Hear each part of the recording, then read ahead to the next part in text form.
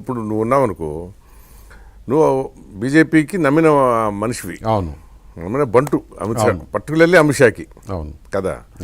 కానీ నువ్వు తెలంగాణలో కాంగ్రెస్కి అంతే ఇంపార్టెంట్.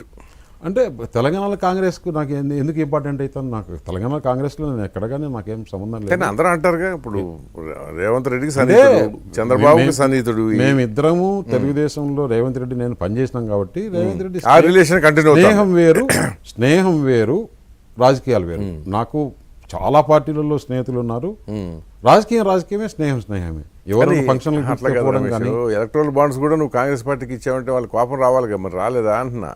అది ఎలక్ట్రల్ బాండ్స్ నేను ఇవ్వలేదు, అది మీరు తప్పుగా అర్థం చేసుకున్నారు. ఎలక్ట్రల్ బాండ్స్ నాకు సంబంధం మీడియాలో వచ్చింది కదా, లేదు పేరు సాక్షివాడు చెప్పారు, కొన్ని మీడియాలు చెప్పారు, కానీ నేను ఎలక్ట్రల్ బాండ్స్ నాకు ఎక్కడి నుంచి వస్తాయి?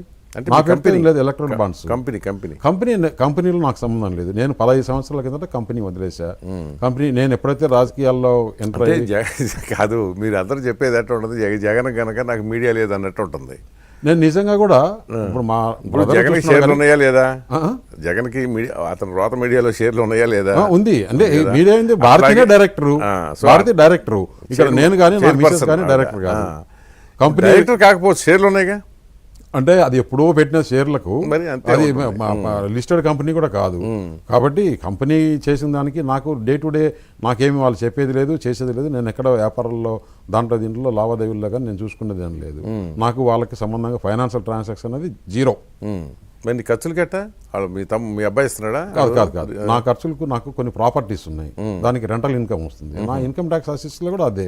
నాకు కొన్ని ఏదైతే ఇప్పుడు ఇక్కడే ఫిలిం నగర్లో ఉంది, ఫిలిం నగర్ నెలకు నాకు 6-7 లక్షలు రెంట్ వస్తుంది. అట్లా కొన్ని ప్రాపర్టీస్ ఉన్నాయి.